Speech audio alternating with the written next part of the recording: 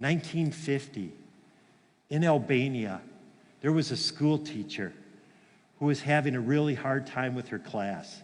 Things have not changed really much, have they? Her name was Agnes. She had this little classroom in her class. She called it the classroom of silence. Teachers, how many need that? If you're a teacher here, the classroom of silence. That's what I want. And she went in there and would just talk with God.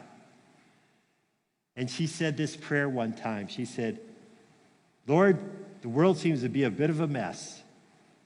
How can I help? Things haven't changed, have they? 1950. Lord, the world just seems to be a bit of a mess. What can I do? She disappeared off the face of the earth and went to this city. Just started feeding the poor. Agnes. She started feeding the poor. She started taking care of people. HIV people came up to her and she helped them any way she could. And over a 20-year period, people started to hear about her.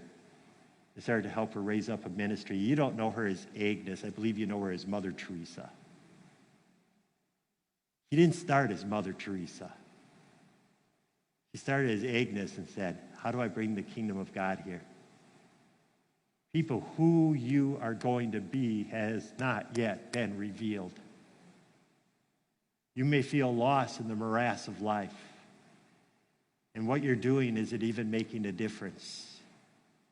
Does God even know? Is anything happening? But when we're called to bring the kingdom of God, God knows those Agneses who are really Mother Teresas.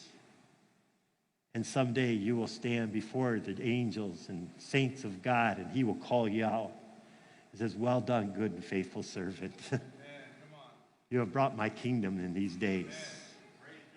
People, is that not what we're called to do? Is that not what we're called to be? Is that not why God said, I will be with you, do not fear?